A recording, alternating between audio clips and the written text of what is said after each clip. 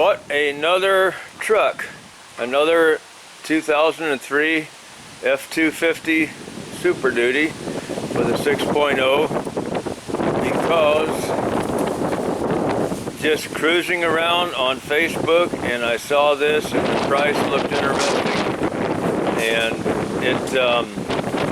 it needs a lot of the same parts that my parts truck has that are good on the parts truck. And I thought, well, if nothing else, if I have to swap motors, it's a big job, but I might do it just to have a good titled truck that that's still four-wheel drive F-250. It's the same body style as my dually, except this is a 250. And there's the dually over there.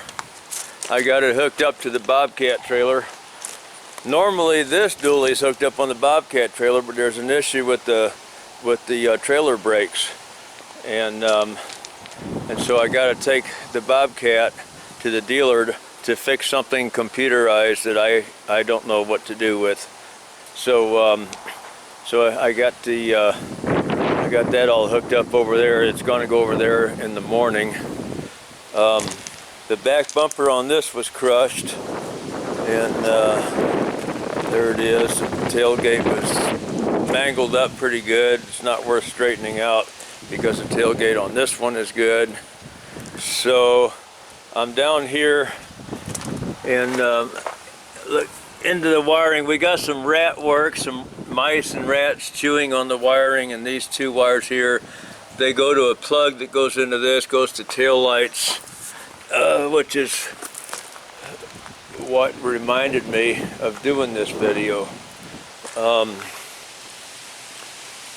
By the way, before I get back to that, I'll show you the tailgate and the bumper on this truck is in pretty nice shape. So I'm going to use that one. Of course, it's the wrong color, but I can paint. Let's see here. The truck doesn't look bad. I mean, the headlights, I don't think I can polish that out. I'll probably just get a new set. But this rat and mice chewing really did a number in here. I got these parts loose out of here because I had to get this wiring harness up here where I could reach it. And it normally is plugged in way down here tight underneath a bunch of stuff. But these three wires right here, and as you look, they're a red, a gray, and a blue. They go to this plug, and this plug, they were chewed off all the way down, just like this plug that goes to the tail lights where I started showing this video. They were chewed like this, except these are longer. They were chewed all the way down to where this cut right here is.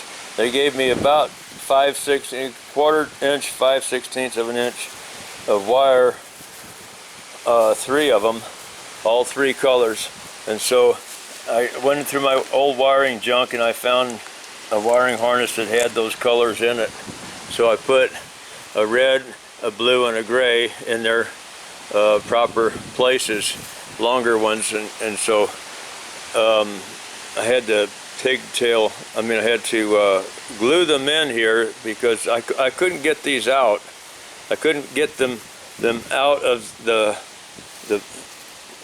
what do you call them? The contacts, the little push-in things that the lock in there. I couldn't push them. I couldn't get them out, so I had to just leave them in there and just solder onto the wires. And so I couldn't twist the wires. I just had to solder them right next to the wire, and that's why I can't touch it right now because the second coat of glue is drying. I did this last night when I got home from work. I put a second coat on, and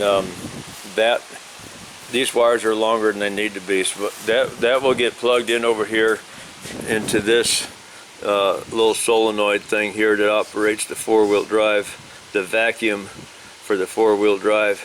And I'm still at a loss right now where all the vacuum lines are. There's one missing. I don't know where it is. It goes to this plug here, there's 2 plugs here, but I only got 1 vacuum line to plug into it, and this plug is all chewed up. So I'll be a little bit trying to figure out what's supposed to be going on here. I may have to go to a junkyard and look around. I don't know. Might find something. But so that's all of these that were in here came out of this.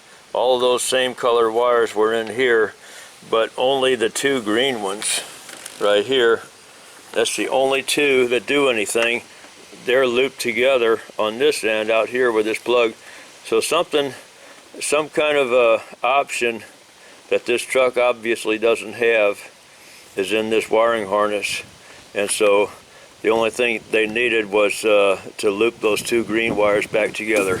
So that's all I did in here. I looped the 2 green wires together, cut the other ones off flush, and just taped them all up in there. So, but I'm finding places like this in different places. This starter wire, it had some of that going on in here, but it wasn't damaged, it was just exposed. So I painted some liquid tape on it and then taped it up. So so that's what I'm into so far, and I would like to start this up and show just how nice this motor runs. The kid that sold it to me told me that that he had it checked out, and they told him it needed a high pressure pump.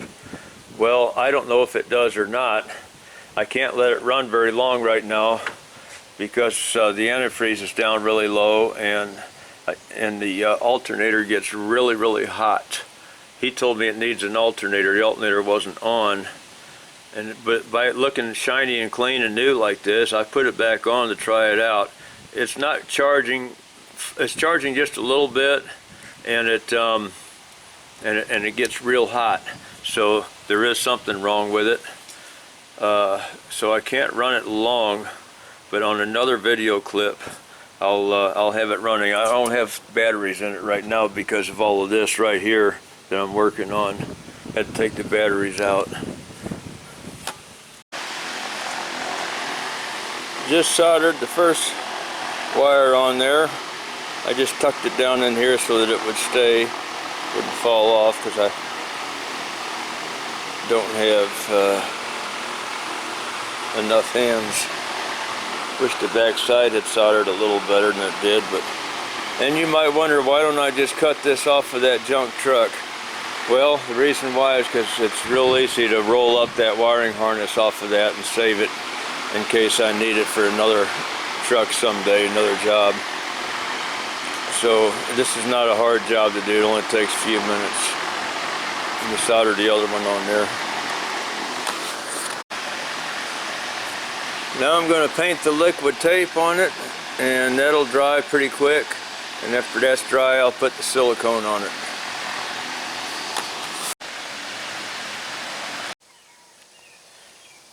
Well, another catch-up video or update, whatever you want to call it. I've got this parts truck all down to nothing but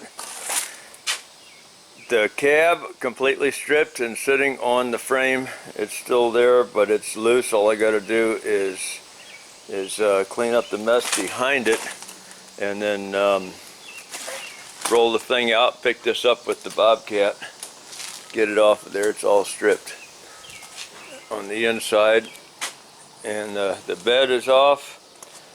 I had trouble getting the bed off because these bolts were seized, and since they are Torx bolts, the Torx sockets were breaking off because they're much smaller than the shaft on the bolts. So I had to burn all these off from the bed. Got all the parts on the ground here. Gonna move all this stuff today. First, I got a lot of parts in the back of this truck here. I'm going to carry all this stuff back to a different place on the property and start organizing this stuff out there so that it will be easier to sell it. A lot of what's in there. Then I'll come back and put all of these parts in it. This is another truck that I bought because the back end was damaged, was kind of wrecked. Took the bumper and the tailgate off of this one and put it on that one. When I bought this truck, it didn't have a key. They lost the key to it. It had a good title, but no key. So I had to break the lock on the steering column. And anyway, the steering column on this parts truck was better. So I took it off and switched it, put it on here. So then I bought a new set of locks and keys for the doors and the ignition. So this one's all set up now on the inside. That truck's in pretty nice shape, and it looks nice in the front with new headlights on it. Everything else was already there. I just took the yellow headlights out and put the new clear ones on. So now I am ready to start taking this motor off the transmission and possibly putting it in this truck. Don't know if I'm going to go through with that or try to fix the one that's in there. This one does have a slight compression leak on cylinder number 1, and it's got a high oil pressure leak. It could be the high oil pressure pump or a leak in that circuit somewhere. And it starts up and runs okay when it's cold, but when the oil gets thin, then it starts losing oil pressure. Doesn't have enough high pressure oil for the injectors. This engine runs great. It has quick acceleration. It runs really nice and smooth and quiet. Awful lot of rust on the head down here though, and on the exhaust manifold. I'm not sure if I'm going to use this one for parts to fix that one, or if I'm going to put this old ugly rusty manifold and all just like it is in here. I don't know what I'm going to do yet. Find out when I get there. But today I'm going to get all these parts organized. Got a nice front bumper came off of it. Just has one little dent right here, but it's no biggie. A couple of holes on top. There's a light bar that was bolted to this. The light bar works. I still have it. So I don't know what all I'm doing. I'm just wasting time and money, but I'm learning a lot because I cannot trust anybody that says they know how to work on these. I've got to know for sure and have seen what they've done over several years period of time with these motors before I can trust them. I just don't trust people anymore. I've been ripped off way too many times. Just got ripped off with my Bobcat. Had an intermittent problem where the hydraulics would not unlock. It's push button, motor's running, and then you push the button to unlock the hydraulics, would not unlock. So I took it to the, well, I tried to fix it myself a few times and wasn't really getting too far with it. So I took it to the dealer. They said they got equipment to plug into it and to find out what's wrong with it. Well, they screwed me really bad. After they had it for a week, they changed the alternator. They said the alternator output was too high, and it was keeping the hydraulic thing from turning on, which I think is total BS. I paid them almost $1,000 for the alternator and for them to have it for a week. And when I got it back, I still had the same problem. So I called the head dealer about 50 miles away from here. It's over on the other side of St. Louis, the far side of southwest St. Louis County. And they, the service manager was a mechanic, used to be a mechanic. We talked. He got on the computer and found what this local Bobcat dealer did, and he saw the whole thing, and then he told me to check the seat bar switch and see if there's a occupant switch for underneath the seat that you sit in.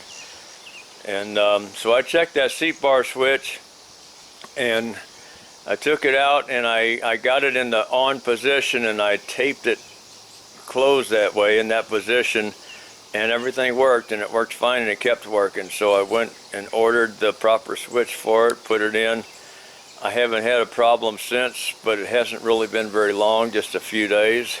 I'm going to keep testing it before I fill out my Better Business Bureau report. But I will be doing that because they ripped me off, and that's the reason why I'm studying and buying and spending money on these 6.0 diesel motors, because, well, I don't know anyone qualified to work on them. Any shop will tell me they're qualified, but I know they're not, so I've got to qualify myself. Well, guess it's time for another update. This is what is left of the parts truck. Oh, wow.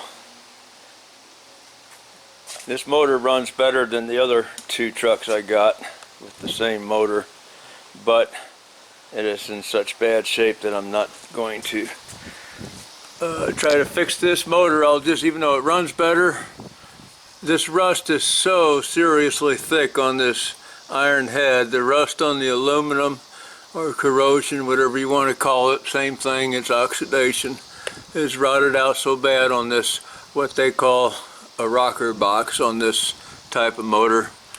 There's no way to get this manifold off without damaging the head, and there's stud already broke off on the other side.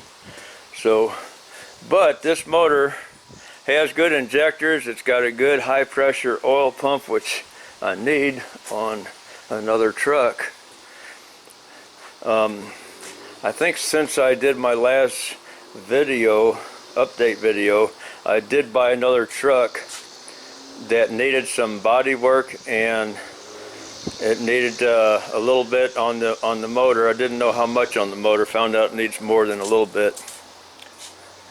The other dually, the first one I bought of this style with this 6.0 Ford motor, diesel motor, that one just needs an injector and some other maintenance stuff done inside the motor.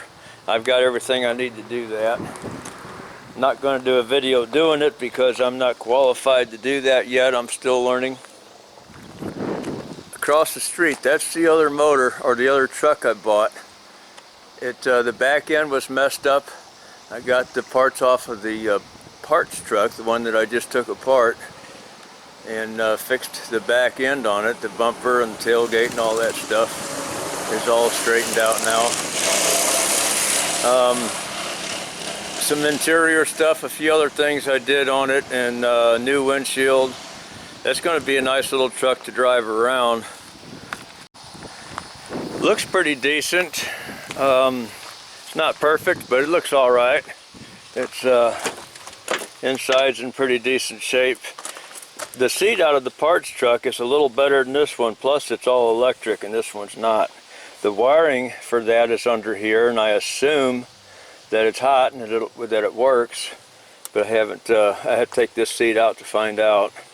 Well, I could stick a test light in the wire plug underneath there, just laying down there. But anyway, automatic. I don't know, it seems like it's in pretty decent shape. So it's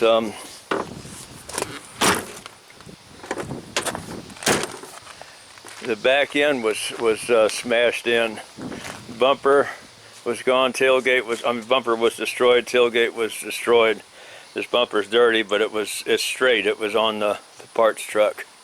So squirrels ate this up where they had it at, but I took those things off of the other parts truck, and I can stick them on here.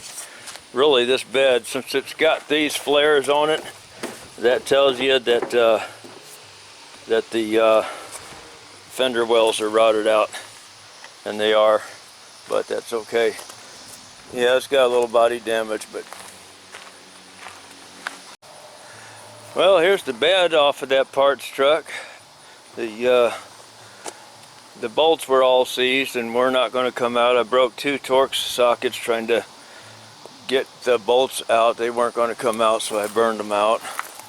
Put the bed over here, and then over here I learned how this truck goes together, everything that's in it. I took every screw, nut, and bolt out of it and got it all parted out. Of course, this part here either get cut up or smashed or something and sent into the scrap yard. All this other stuff is available for sale. It's on Facebook Marketplace. Fenders are in good shape. The hood's got some damage since the tow truck driver didn't get the hood closed before he took off, and it flew back and smashed the windshield and bent the hood. But I straightened the hood out enough to close it, but it's still damaged. The bumper's in good shape. Doors are good. Reasonably good anyway. The fenders are real good. And carpeting, a lot of interior parts, stuff out here. Steering column over there still has an airbag in it, that's good, but not much else because the lock. That other white truck in the driveway that I bought, the guy lost the key, but he had a good title though, but he lost the key. And so since I was towing it home, I didn't force him to find the key. Had to damage the steering column to get the lock out of it. And the steering column had other damage too, so I switched it. I swapped it out with the one that was in this parts truck. That one sitting here is out of that white truck in the driveway. The one that was in this gray one is now in the white truck with a new lock and new doors, new door locks.